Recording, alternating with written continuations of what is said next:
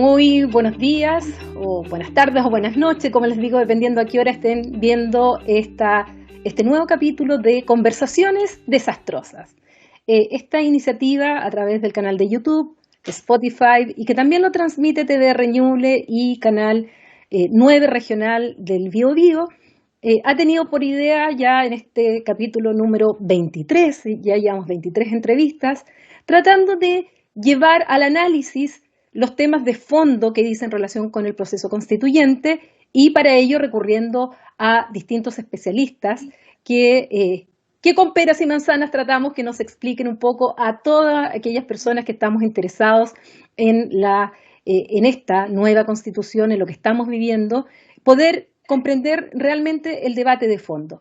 Y el día de hoy he invitado al doctor Juan Pablo Luna, quien es doctor en Ciencia Política en la Universidad de Carolina del Norte, profesor titular del Instituto de Ciencia Política y Escuela de Gobierno en la Pontificia Universidad Católica de Chile y además investigador asociado del Instituto Milenio, Fundamento de Datos, entre muchos otros proyectos. Autor de libros, autor de artículos y uno de los mayores referentes en el tema justamente que vamos a abordar hoy día respecto a lo que estamos viviendo en el proceso constituyente, pero no solo eso, sino que ir viendo más los temas políticos, sociológicos que se están dando. Juan Pablo, gracias por aceptar esta invitación a este capítulo de Conversaciones Desastrosas. Gracias a ti, Paulina, un honor.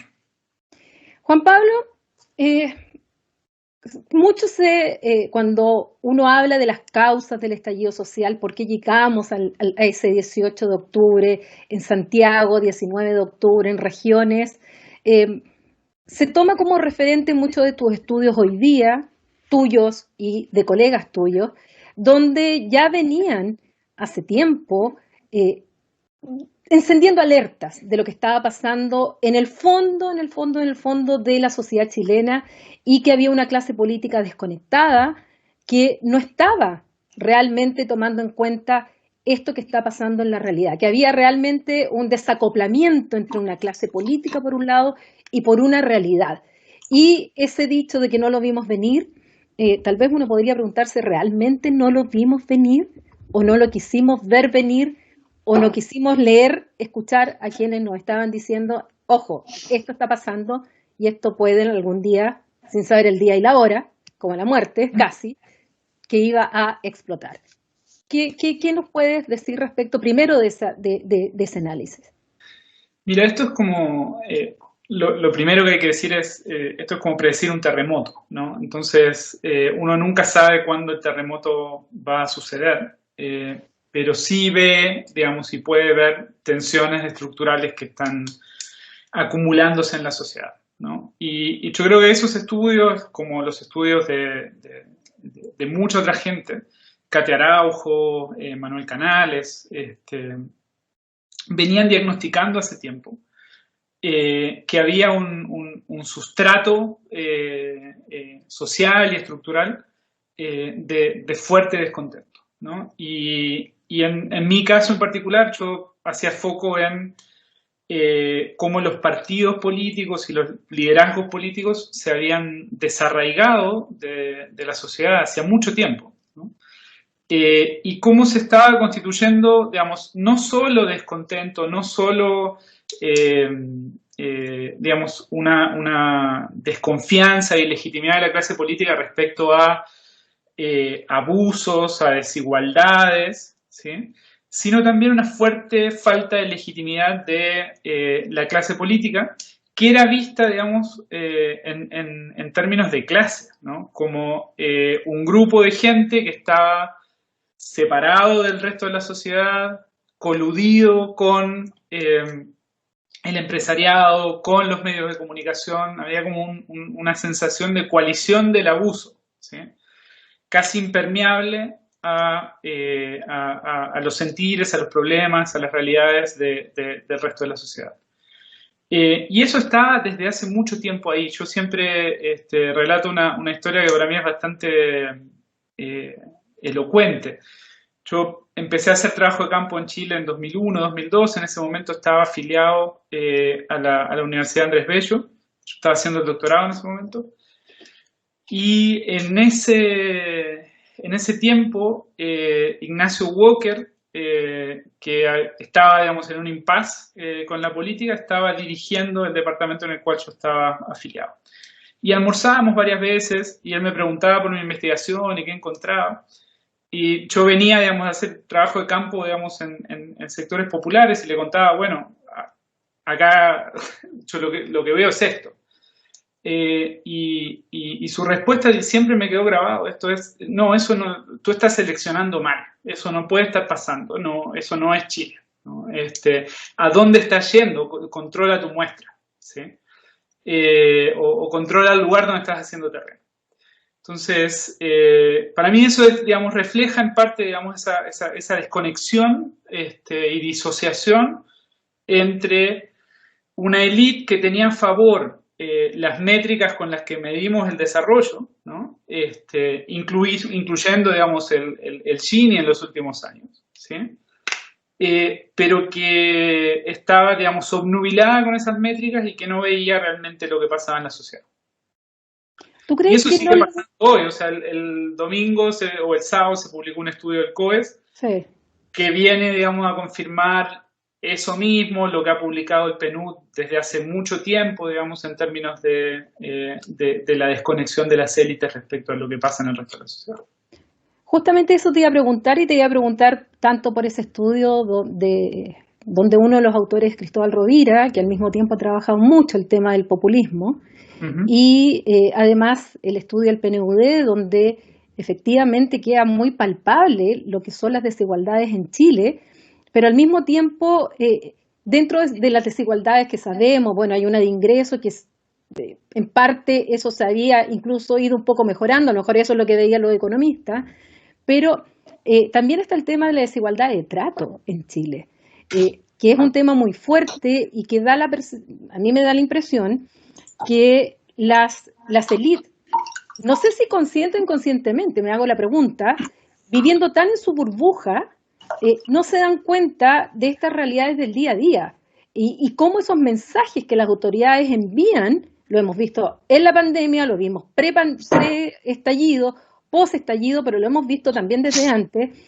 de una insensibilidad que yo no sé si se dan cuenta finalmente de lo que pasa en la calle realmente. O sea, tú has trabajado en sectores populares, tú has hecho trabajo de terreno, y cuando uno también, incluso basta conversar con los estudiantes a veces de los sectores donde vienen, donde viven, como están estudiando hoy día, colgados como pueden a internet, con un estrés tremendo, y sin embargo todavía está ese discurso de esta desconexión e incluso ya entrando a la pandemia, en que la percepción de riesgo la bajan, porque justamente tenemos que seguir demostrando que Chile es el modelo en América Latina, que Chile sigue siendo la excepción, que no somos como el resto, y lo único que hemos probado es que somos latinoamericanos. ¿Cómo crees tú que eso va influyendo finalmente en la clase política, en la política? Y después vamos a hablar cómo proyectas tú también esto. Yo sé que futurología no te voy a pedir, porque no me gusta cuando a mí misma me preguntan eso, pero más o menos proyectar escenarios de lo que puede pasar con el proceso constituyente. Sí, varias cosas. Yo creo que a mí me cuesta hablar de insensibilidad de la élite. Yo creo que es otra cosa. Creo que, por un lado, hay un engrupimiento de la élite, ¿no? Y esto, algo que a uno, siendo extranjero, siempre me sorprendió, digamos, de Chile, era la obsesión con los rankings, ¿no? Uno abría el diario en Chile y todos los días había algún ranking donde Chile se comparaba, digamos, con el resto y en general se comparaba favorablemente. Y eso dice mucho, digamos, de una necesidad de afirmarse, ¿no? Y de autoafirmarse, digamos, también en términos como de esta visión de la élite y del modelo, digamos, y de los éxitos del modelo. Pero yo creo que más que, y esto tiene que ver con lo de desigualdades de trato, y con algunas de las cosas que creo que están, digamos, abiertas a la discusión de la constituyente. Algo que a mí también me impresiona mucho es en el funcionamiento de esta sociedad, y es algo que de nuevo, los trabajos de Katia Araujo lo muestran bien, es como este tipo de relación más bien hacendal, ¿sí? Donde, al igual que en el feudalismo o en la hacienda, no es que el señor feudal sea insensible, no es que sea, digamos, sino que lo que hace, digamos, es, aún si es sensible y aún si atiende los problemas, digamos, de los campesinos o de los inquilinos o de los sectores populares, lo hace desde una lógica del favor, lo hace desde una lógica del patronazgo, ¿sí? De la caridad católica, ¿sí? Pero no lo hace desde una lógica de derechos, ¿sí? Que pone al otro al mismo nivel en términos de ciudadanía, ¿no? Entonces, yo creo que parte de lo que tiene que ver con desigualdades de trato y con lo que pasa, digamos, en los sectores populares, digamos, en estos 30 años, digamos, ¿sí? Es que muchos de los bienes sociales, los beneficios, los programas sociales, etcétera, son otorgados y son vistos casi como un favor, ¿sí? O como un parche, ¿sí? Pero no como un derecho, ¿sí? Y en ese sentido generan, digamos, generan dos consecuencias principales. Uno es, asientan y refuerzan la desigualdad, ¿sí? Más aún si uno incluye en la fórmula, digamos, que la calidad de esas prestaciones es muy diferente a la calidad de las prestaciones que uno obtiene si las puede pagar en el mercado privado. Y en segundo lugar, digamos,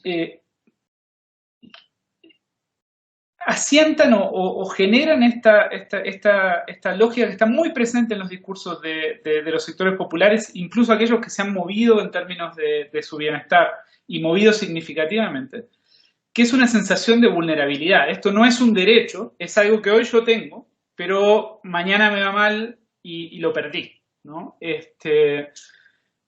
Esa sensación me parece que es fundamental para entender por qué, digamos, la vulnerabilidad, las inseguridades, mucho más hoy con la pandemia, son una clave importante, digamos, de lo que estamos viviendo. Hay un sector de la sociedad al que no importa lo que pase, está salvado, ¿sí? Y hay otro sector de la sociedad que casi probablemente va a pasar algo que lo va a dejar jodido para el resto de su vida en algún momento. Cuando uno ve estos rankings o estas mediciones o estudios, fundamentalmente respecto de la percepción que tiene la ciudadanía en relación a las instituciones, en general las instituciones, desde las instituciones políticas hasta pasando por las iglesias, por los medios de comunicación. Hemos visto algunos estudios que salvo bomberos se salvan, y a lo mejor porque no se ha investigado mucho sobre bomberos, pero bomberos se sigue salvando. Existe esta baja, esta desconexión y esta desconfianza de la ciudadanía justamente con aquellas instituciones. Pero eso no es propio de Chile. Uno lo puede ver también en otros países, también existe esta desconexión. Yo que me dedico un poco más a Europa, también está pasando. Pero tú dirías, ¿cuál es la gran diferencia para que en el caso chileno tenga ciertas características particulares que haya llevado este estallido y que no se presentan en otros lugares donde también existe desigualdad, donde incluso la corrupción es mayor, donde el nepotismo es mayor, donde las arbitrariedades incluso son mayores, pero que no ocurrió lo que ocurrió en Chile? Uh-huh. Yo creo que, digamos, hay dos cuestiones. Digamos, por un lado, los niveles de desigualdad, por más que exista desigualdad y que haya aumentado en el resto del mundo, los niveles de desigualdad estructural en esta sociedad son muy altos. Creo que hay un tema también de espiral de expectativas en términos de, bueno, tenemos todo este discurso respecto a las bondades del modelo y yo estoy jodido en mi vida permanentemente, ¿no? Y los que se benefician, digamos, de ese bienestar son otros. Entonces, yo creo que en cierto sentido, digamos, parte de lo de Chile es, digamos, de alguna manera una amplificación de condiciones que están en otro lado. En otros lados, digamos, hay muchos países que estallaron, digamos, en 2019, 2020. Pero creo que lo otro que caracteriza a Chile, digamos, es digamos, de alguna manera, en otros países uno ve ajustes, ¿sí? A lo largo del tiempo, digamos. Creo que la duración del proceso chileno, o sea, y la duración del bloqueo, ¿sí?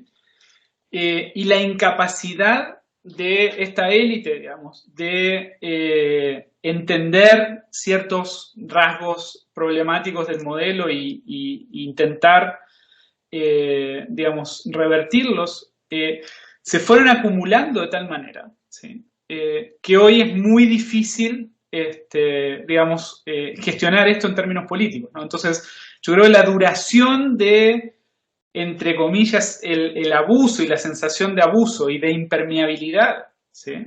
Hace que cuando la desigualdad, cuando la injusticia, cuando los problemas de corrupción se politizan de tal manera que es muy difícil para todo el elenco político gestionar ese malestar, ¿no? Y en ese sentido, digamos, algo que a mí me parece bien brutal del caso chileno, aunque también se está dando en otros casos. O sea, el otro día justamente estaba viendo, digamos, las demostraciones contra la policía, digamos, en una cantidad de países, digamos, y tratando de hacer un catálogo. Pero algo que es bien brutal en el caso de Chile también es, para mí, digamos, por lo menos en estos últimos años, es la politización y la consolidación de esta visión de la policía y de carabineros como un actor de clase, ¿no? Y bueno, ahí se te va el Estado, ¿no? O sea, cuando llegamos a ese estado, digamos, a ese nivel, es muy difícil, digamos, para una clase política que trae este lastre, reconstituir lazos de confianza, ¿no? Entonces yo creo que la gravedad del problema chileno tiene que ver con eso, con una acumulación en el tiempo y con la impermeabilidad del sistema que hizo que no se pudieran hacer ajustes más graduales durante un periodo largo de tiempo.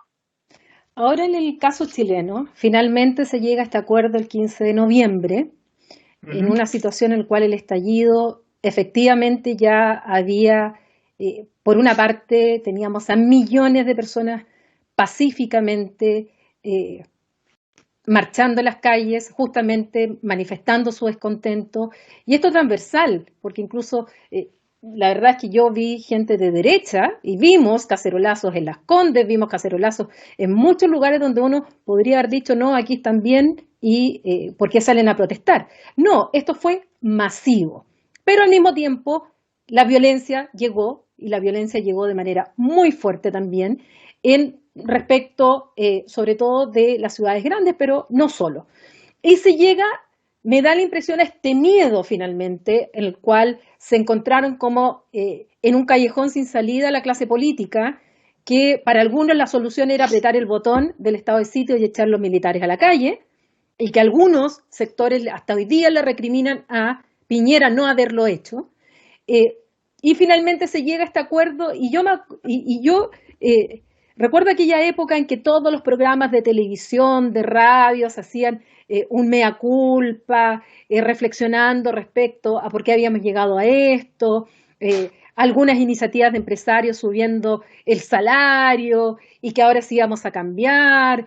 Y bueno, y se abre esta ruta constituyente con la idea de una nueva constitución. Pero viene el verano, viene la pandemia, como que me da la impresión que se durmió una cierta parte, algunos queriendo que se durmiera, pero que abajo todavía está en ebullición y yo lo noto todavía muy feble, muy débil, y tenemos este proceso constituyente. Y vemos que a esos partidos políticos, a muchos de ellos que estuvieron ese 15 de noviembre firmando y haciéndose meas culpas y diciendo si en realidad no la vimos venir, pero ahora sí, y personalmente los veo con las mismas prácticas de antes. ¿Cómo rompemos eso para que sea un proceso constituyente exitoso? Porque además hay muchos en el exterior que nos observan como la esperanza de un proceso constituyente exitoso en democracia y al mismo tiempo tratando de ayudar a que sea exitoso, pero como que dentro del país a veces estamos haciendo todo lo contrario para que no sea exitoso. ¿Qué hacer? ¿Cómo romper eso y que realmente tengamos una nueva constitución que refleje este nuevo Chile y con los partidos que tenemos? Porque los primeros que tienen que hacerse la autocrítica y cambiar son los partidos, pero da la impresión que no está ocurriendo eso. No sé si compartes mi análisis primero respecto a esto último. Sí, sí, lo comparto plenamente. Incluso, digamos, yo subrayaría, digamos, este como vaivén en las élites de primero, digamos, hacer este mea culpa y de empatizar, digamos, también las élites económicas, ¿no? Y después rápidamente volver a una tónica que es la que ha sido históricamente la tónica de la élite chilena. O sea, si uno mira históricamente, desde 1810 en adelante, digamos, cada vez que la élite, digamos, dominante, o sea, los sectores oligárquicos, han sido desafiados de esta manera, ¿sí? O han tenido, digamos, quiebres internos significativos. Esto ha terminado mal, ha terminado o en golpes de Estado o en guerras civiles, ¿sí? Entonces, de alguna manera, esta oportunidad es única, no solo por por ser la primera vez que se va a poder, digamos, escribir una constitución con esta modalidad, sino que porque es la primera vez que las élites, digamos, de alguna manera dejaron que esto sucediera, ¿no? Ahora, yo comparto contigo que post acuerdo del 15, y tal vez como el que refleja mejor ese cambio es Alamán y su grupo, hay, digamos, un movimiento, digamos, un reflejo conservador, ¿sí?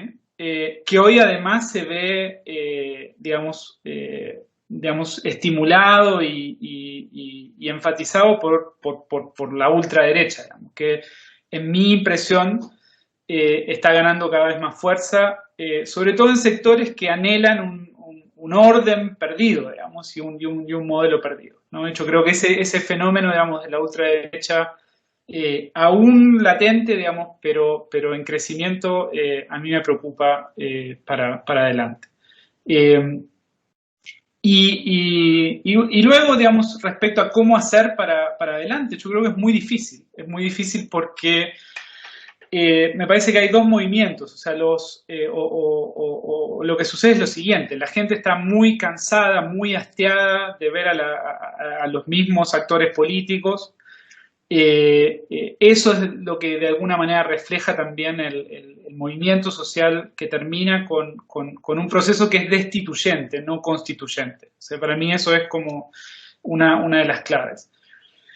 Y la clase política, en lugar, digamos, de entender la lógica de ese movimiento, lo que hace es polarizarse arriba y, digamos, electoralizar, personalizar y polarizar, tratando de, digamos, de empatizar con lo que no conocen de alguna manera y con lo que no entendieron. Me parece que esa es la situación en la que estamos hoy.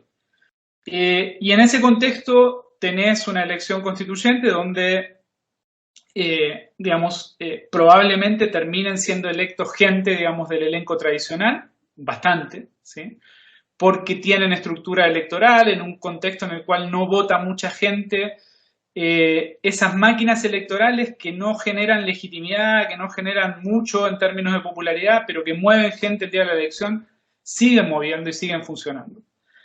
Tenés un sistema electoral que, por la lógica de los distritos, etcétera, favorece, digamos, esas posibilidades también. Y después tenés distintos tipos de independientes, y ahí hay, yo diría, como tres tipos de independientes, ¿no? O sea, tenés, digamos, el movimiento de independientes no neutrales, digamos, ese tipo, digamos, de lista. Tenés independientes, pero que van en cupo de partido, o sea, son como independientes grises, ¿sí? Y tenés independientes, digamos, estoy pensando en la lista del pueblo, digamos, ese tipo de expresiones que vienen de afuera del sistema y con una impronta mucho más popular y mucho más confrontacional. Yo honestamente no sé cuál va a ser la conformación de la convención. Hay una serie, digamos, de predicciones dando vueltas. Para mí es una gran interrogante, depende cuánta gente vote, cuál sea la participación y quién participe, ¿no? Y en qué medida en el contexto y en el conjunto de todos los distritos la gente se vuelque en un voto fuertemente antisistema, por ejemplo. Yo esperaría que en lugares donde hoy hay fuerte represión policial, por ejemplo, expresiones como la lista del pueblo logren traccionar más votos que los que eventualmente estamos calculando. En otros distritos probablemente haya un mix más balanceado entre independientes de partido y figuras tradicionales, ¿no? Entonces, yo creo que hay que esperar a que esté conformada la constituyente, ver qué hay ahí, y creo que lo fundamental es que la constituyente funcione escindida del sistema político tradicional. O sea, no importa cómo sea electa, ojalá se logren generar lógicas propias, ¿sí?, que lo despeguen lo más posible de lo que la gente conoce del sistema político tradicional, ¿sí? Porque si eso no pasa y si no hay símbolos fuertes, digamos, y signos fuertes de que eso está pasando, mi impresión es que muy rápidamente el proceso constituyente puede caer presa de las lógicas del sistema que tienen a la gente bastante cansada, hastiada y desapegada. Y en ese sentido creo que es problemático. Tal vez si uno mira los aportes que se están haciendo a las campañas, millonarios aportes por parte de algunos sectores, no son buenas noticias tampoco, porque están apostando a figuras tradicionales y que están defendiendo el status quo más que una nueva constitución para una sociedad que cambió durante todo este tiempo. Sin duda, y también yo creo que uno podría decir, bueno, los aportes están yendo básicamente a los bastiones, digamos, de la Constitución del 80, o sea, lo que se perciben como quienes van a tratar de mantener los parámetros tradicionales del modelo. Pero también hay si uno lee un poquito más abajo el ranking, y esto es algo que está siendo discutido bastante estos días con lo de Isquiasiches también, hay como un grupo que a mí también, o sea, me genera un poco, digamos, de desasosiego, que es estos fanáticos del consenso, ¿no? O sea, hay digamos, un grupo de gente, digamos, usualmente ex Concertación, pero, o sea, transversal de centro, digamos, que está desesperadamente tratando de recomponer los consensos, ¿no? Y los diálogos. A mí me parece, en términos, digamos, ideales, me parece muy bien. Pero lo que hay que entender es que los consensos que teníamos en esta sociedad eran consensos excluyentes, ¿sí?, que dejaban fuera los intereses y las necesidades de mucha gente, ¿no? Entonces, esta obsesión, digamos, con barrer el conflicto fuera de la mesa, barrer la natural diferencia de intereses y la necesidad de negociar esos intereses en una mesa con buenas formas, pero negociar intereses, ¿sí?, me parece que también es problemática. Y creo que también, digamos, parte de la élite está como nostálgica de no solo, digamos, de los contenidos, sino de formas consensuales, ¿sí?, que en los contenidos eran sumamente excluyentes. Y que hoy a la gente, cuando lo ve, digamos, en los programas de televisión, cuando lo ve en las redes sociales, cuando ve esos personajes, dice, bueno, son los arreglines de siempre y son los que se acomodaron siempre, ¿no? Entonces, creo que hay como dos patrones de donación, a líderes como que suponen que son más progresistas, pero que tienen buenas formas, y a los bastiones, digamos, de la Constitución del 80. También, por otro lado, y termino con esto, hay que ver qué efecto tiene eso, ¿sí? Estamos en un contexto en el cual las cosas que funcionaban en el pasado dejan de funcionar, ¿no? Los medios tratan de no hablar del problema del caso Enjoy, pero el caso Enjoy explota en las redes sociales y hace más ruido que si salieran los medios. Entonces, tal vez la gente se termine indignando con quienes reciben más donaciones y las donaciones sean contraproducentes más que benéficas para la candidatura. No lo sabemos, ¿no? Estamos en un contexto donde todo ese tipo de mecanismos se está resignificando y usualmente cambia de valencia hacia el otro lado.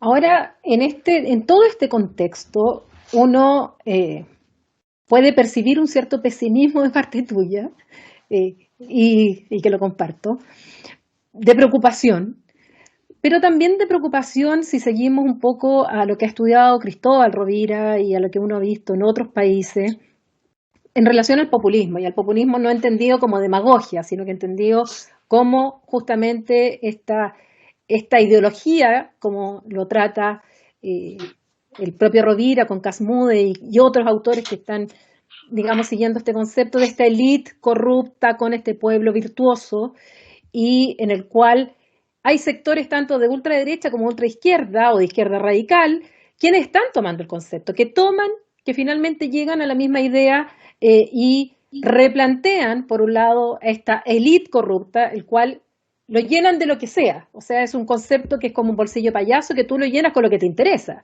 Será con los empresarios, será con los políticos tradicionales, será con los medios de comunicación.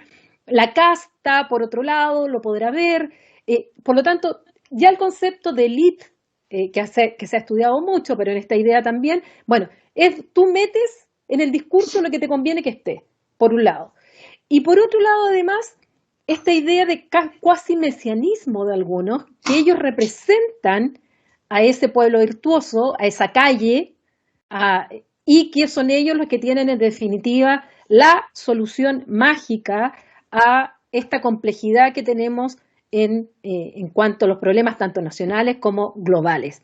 Y vemos así como en algunos sectores, bueno, se plantean antiinmigración, con un fuerte discurso patriótico, con un retorno a la concepción de la soberanía clásica, no esta soberanía compartida, sino que esta soberanía clásica, y que se aprovechan finalmente del miedo que la gente tiene, más en tiempos de incertidumbre, más en tiempos de pandemia, más en tiempos de fragilidad, donde nos damos cuenta que, tal como tú decías, bueno, el que tiene dinero se salva, el que no tiene dinero o se muere o la pasa muy mal.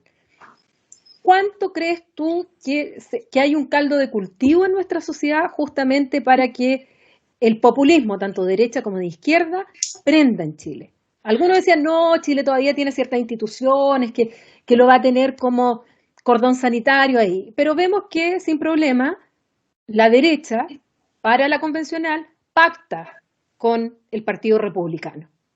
Sin ningún problema. Y no es escándalo en Chile. En otros países habría sido un escándalo. Aquí en Chile no es escándalo. Entonces, ¿cuánto crees tú que esto se está incubando y cuánto podría reflejarse finalmente en este proceso constituyente y que haga que tengamos un proceso frustrado? Mira, yo mismo te dije hace un ratito que me preocupa, digamos, el crecimiento de la extrema derecha. Creo, digamos, en un escenario posible es pensar que esto es Brasil, ¿no? O sea, que estamos en Brasil 2014-2015, ¿sí? Y que por tanto vamos hacia un escenario de ese tipo. Por otro lado, yo creo que por ahora, digamos, la fragmentación es tal que es difícil que se genere un proceso, digamos, de tanta hegemonía electoral. Y por otro lado, creo que dos cosas, digamos, creo respecto al populismo que lo que estamos viendo actualmente, ¿sí? Si uno mira AMLO, mira Bolsonaro, mira incluso Trump, ¿sí? Tenemos fenómenos electorales de corte populista y de movilización, digamos, que tiene ese tipo, digamos, de estructura, pero que son cuyos ciclos de legitimidad se han acortado, ¿sí? No duran mucho. O sea, Bolsonaro hoy está en problemas, AMLO está en problemas, ¿sí? Y en ese sentido, por un lado veo improbable, digamos, todavía a ver, creo que Chile tiene, digamos, un escenario, digamos, sí, un escenario, digamos, en el cual es posible que surja un liderazgo como este, pero no veo ese liderazgo todavía, ¿sí? Por otro lado, creo que estamos exagerando demasiado, digamos, el énfasis en el populismo. Creo que el populismo esconde distintos tipos de cosas, ¿sí? Digamos, debajo de esa estructura, digamos, de movilización, y hay que ver qué tipo de populismo eventualmente surgiría en el caso de Chile.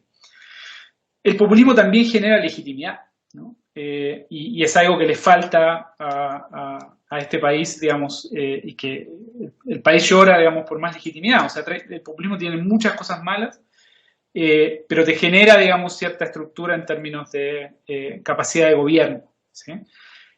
Eso puede ser muy problemático y obviamente no se lo puede descontar. Pero creo que hay otros procesos que son mucho más reales que el populismo hoy en Chile, donde se nos está yendo no solo el régimen político, sino el Estado de Derecho, ¿sí? Y a los cuales no estamos atendiendo. En ese sentido, el aumento de la informalidad, el aumento de la ilegalidad, el no contar con una policía y con fuerzas policiales legítimas, ¿sí? El contar con fuerzas policiales que tienen niveles de corrupción, de colusión con actores ilegales muy complejos y que tienen niveles de autonomía respecto al sistema político inmensos en términos comparativos, ¿sí? Arriesga no solo, digamos, poner en problemas al régimen político, como lo haría un liderazgo populista, sino que al propio Estado de Derecho, ¿no? Y a la capacidad, por ejemplo, digamos, de garantizar ciudadanía civil a sectores importantes de la sociedad.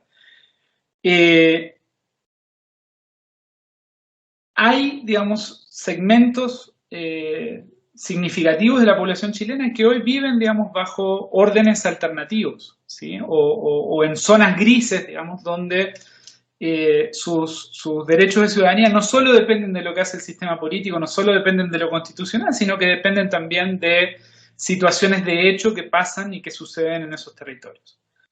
Y que generan, digamos, en muchos casos en sociedades locales, ¿sí?, mayores niveles de legitimidad que el Estado y que sus instituciones y sus representantes políticos. Ese tipo de fenómeno a mí me parece hoy mucho más urgente que obsesionarnos, digamos, con una deriva populista. ¿Qué es probable? Es probable, hay digamos, escenarios posibles en el futuro como ese. También yo he hablado bastante y me parece que es un escenario que no hay que desatender, de una deriva al estilo peruano, digamos, donde sobre todo además, digamos, incorporando ahora los niveles de descentralización que probablemente vengan con la nueva constitución, donde lo que tenés es una disolución del poder político en términos territoriales y en términos funcionales, sin que nadie pueda realmente, digamos, generar niveles razonables de adhesión electoral y sostenerlos en el tiempo, ¿no? Juan Pablo, creo que eso es más parecido creo que eso es más parecido a lo que posiblemente veamos en el corto plazo. Perdón. En ese mismo sentido, porque yo sé que también has estudiado el tema, cuando se producen estos vacíos donde no hay Estado de Derecho, donde el Estado no llega, se le abre un espacio al narcotráfico importante. ¿En qué medida nuestra sociedad ha sido ya permeable? ¿Estamos a tiempo de detenerlo si no tenemos una buena policía y una PDI. La PDI recibe menos críticas que Carabineros, pero en definitiva, si no tenemos unas policías capacitadas, están delegitimadas, el Estado no llega donde tiene que llegar, hoy día en pandemia no llega con la ayuda directa a las personas igual tienen que salir a trabajar porque si no, sencillamente la gente se muere. Unido a también en su momento las barras bravas, que el fútbol acá muchas veces está mezclado también con lo que refleja la sociedad. Y en esto el narcotráfico ha ido entrando y cada vez vemos más, escuchamos en las informaciones de los funerales de narcotraficantes, de cómo están metiéndose incluso en algunos sectores políticos. ¿Cómo ves tú también eso? Se habla también que aquí en la Araucanía podría también estar el narcotráfico detrás de lo que está ocurriendo. Eh, ¿Hasta qué punto eso es cierto? ¿Hasta qué punto también estamos exagerando? ¿Y hasta qué punto es preocupante esta situación cuando Chile también había estado como fuera de las realidades de otros países donde el narcotráfico sí está hasta en los sectores de gobierno sin ningún problema? O sea, el narcotráfico en Venezuela está desde las primeras capas de los militares hacia abajo. Pero aquí, ¿qué pasa con Chile en este tema?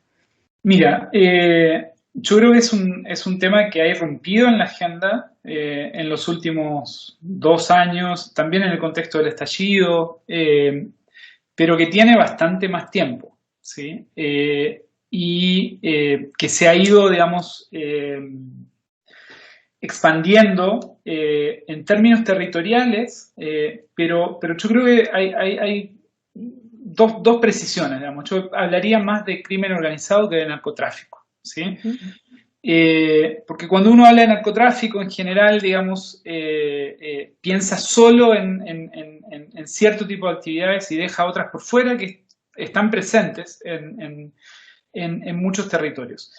Y lo otro es que cuando hablamos de tráfico de droga en Chile, usualmente la imagen que tenemos en la cabeza es sectores poblacionales, sectores marginales, microtráfico, ¿sí? Pero lo que hay que entender es que este tipo de actividades digamos, involucran una serie de otros fenómenos que son menos visibles, pero que son mucho más importantes en términos políticos. Hay microtráfico también en los sectores altos, ¿sí? El mercado de consumo está en los sectores altos. No se habla mucho de eso.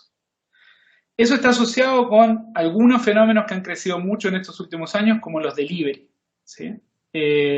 Y que se usan, digamos, en parte, digamos, para la entrega de droga en los sectores altos. Cuando hay más droga en el país, eso entra por los puertos, entra por las aduanas, entra por la frontera, ¿sí? ¿Qué está pasando ahí? ¿Sí? Cuando la actividad económica del narcotráfico genera más ingresos, eso genera la necesidad de lavar la plata, ¿sí? ¿Qué está pasando con las empresas? ¿En qué tipo de empresas se está lavando droga? ¿Sí? ¿Qué relación tienen esas empresas con empresas legales? ¿Sí? ¿Y qué pasa y cómo esto, digamos, intersecta con la política y qué es lo que, y lo institucional, ¿no?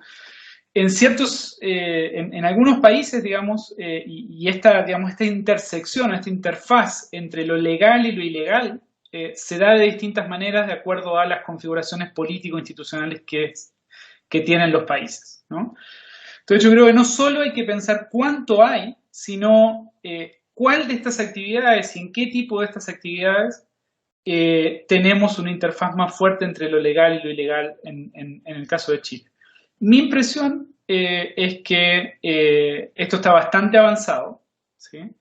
Que tenemos zonas grises no solo a nivel poblacional, no solo a nivel de comisarías o brigadas de la PDI, en sectores, digamos, marginales, sino que esta actividad es relevante en el país, se ha vuelto más importante en el país. Y en todos los lugares donde esto ingresa, ¿sí? y está presente, genera negocios en paralelo y genera zonas de interfaz con lo legal y lo institucional bastante densas, ¿no? Entonces, yo diría, no sé si estamos tarde, pero es un fenómeno significativo, es un fenómeno cuyos efectos político-institucionales son importantes, son relevantes, ¿sí? Y hemos mirado para el costado. Y de tanto mirar para el costado, de alguna manera es como un microestallido, ¿no? O sea, básicamente lo mismo que pasa respecto a esto que hablábamos al principio de 30 años de ver los rankings y mirar para otro lado y decir vamos bien, ¿no? Yo tengo la sensación de que estamos en un contexto donde tenemos casi una tormenta perfecta, ¿no? Donde tenemos instituciones estatales que están fuertemente deslegitimadas, que están, algunas de ellas, parcialmente penetradas, digamos, por esta zona gris, digamos, de interfaz con lo ilegal. Zonas, digamos, donde el Estado no ha estado presente o se ha retirado, digamos, por mucho tiempo y tienen muchos problemas de legitimidad con la sociedad. Y en ese sentido es una situación, digamos, que no se va a resolver a corto plazo, que tiene, digamos, una solución compleja y bastante improbable en buena parte de los lugares donde esto sucede más intensamente, y que para Chile es un problema aunque no lo estemos visibilizando, ¿no? Y de alguna manera es un problema que está en la base, digamos, de otros problemas políticos institucionales que vemos más claramente, pero no vemos esa interfaz todavía, salvo en el caso de Carabineros, donde yo creo que últimamente, digamos, esto se ha empezado a problematizar, y también en el caso de algunos alcaldes, ¿sí? Y yo diría, haciendo trabajo de campo, se habla mucho, digamos, del caso de San Ramón. Ahora acaba de salir una nota sobre el caso de San Ramón y la zona sur en Santiago. Esto no es exclusivo ni del PS ni de la zona sur de Santiago, ¿no? Al hacer trabajo en terreno, uno encuentra indicios frecuentes de políticos de nivel municipal, no sé si, digamos, coludidos, pero por lo menos tocados por este fenómeno en distintos sectores de Chile. Ahora, Andrés Malamud plantea que una de las mayores motivaciones para la integración latinoamericana son justamente las acciones ilegales, como el narcotráfico o el crimen organizado, que es ahí donde se crean estas redes, que al final la integración viene por ese lado, más que por el lado político o económico o comercial u otro. Para terminar, Juan Pablo, ¿qué consejo le darías tú a los y las 155 personas que van a redactar nuestra nueva Constitución? Tú como politólogo, pero además de haber estudiado la sociedad profunda, el Chile profundo, como se suele decir, más allá de solo un cartel, un afiche, un eslogan, que cada vez son todos iguales, donde no ponen ni siquiera el logo del partido político al cual representan, que uno ve una cantidad de palomas y tú no ves la diferencia y no sabes de quién o a dónde van, pero finalmente van a llegar 155 personas a determinar nuestro futuro. ¿Qué consejo tú les darías a esas 155 personas que finalmente sean elegidas? Me resulta bien difícil, digamos. Yo creo que la fórmula más breve de ponerlo es cuidar la legitimidad y tratar de reconstituir la legitimidad, no solo, digamos, personal, sino del ámbito constituyente, y cautelar esa legitimidad que es muy frágil, es muy feble, como tú lo dijiste en un momento, y que se pierde muy, muy rápidamente, ¿sí? Tal vez se pierda el 12 de abril, digamos, cuando veamos quiénes son los que quedaron, ¿sí? Y las que quedaron. Creo que en ese sentido, por ejemplo, el tema de paridad de género y el tema de incorporación de cuotas indígenas es importante porque por lo menos fuerza, digamos, grados de diversidad que no hay en el Parlamento, por ejemplo, ¿sí? Pero sí, la legitimidad con la que nazca ese cuerpo, digamos, va a ser a lo más mediana, ¿sí? y creo que es fundamental, digamos, trabajar para, digamos, cautelar y incrementar progresivamente la legitimidad de la Asamblea Constituyente. Y eso pasa por dos lados, pasa por un lado, digamos, tratar de, digamos, generar claves de relacionamiento en la Constituyente que sean diferentes a la que estamos viendo en términos de la campaña presidencial o el debate político de la política profesional, ¿sí? Aún sabiendo, digamos, que muchos de ellos van a ser políticos tradicionales y profesionales. Y por otro lado, tratar de generar lógicas de representación y de conexión, ni siquiera es representación, es conexión, de estar presente, de entender, ¿sí? Qué es lo que la sociedad está demandando, qué es lo que ha pasado en estos años en Chile. Y esa es la tarea más difícil en mi impresión, porque también pasa que cuando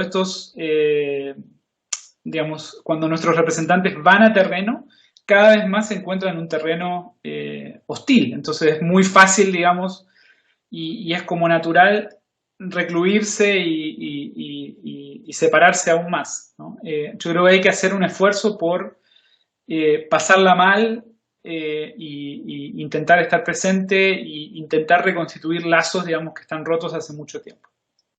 Bueno, Juan Pablo, quiero agradecerte esta conversación, esta larga conversación donde abordamos muchos temas, pero profundos temas, en los cuales son muy importantes para lo que estamos viviendo, pero sobre todo para lo que se viene en tiempos complejos, con una pandemia también que no sabemos hasta dónde nos va a llevar, con un proceso de vacunación exitoso sin duda, pero con casi 30.000 muertos, y con índices que nos están indicando que sobre todo las grandes ciudades, de manera pareja en todo Chile, estamos al alza, lo que preocupa también.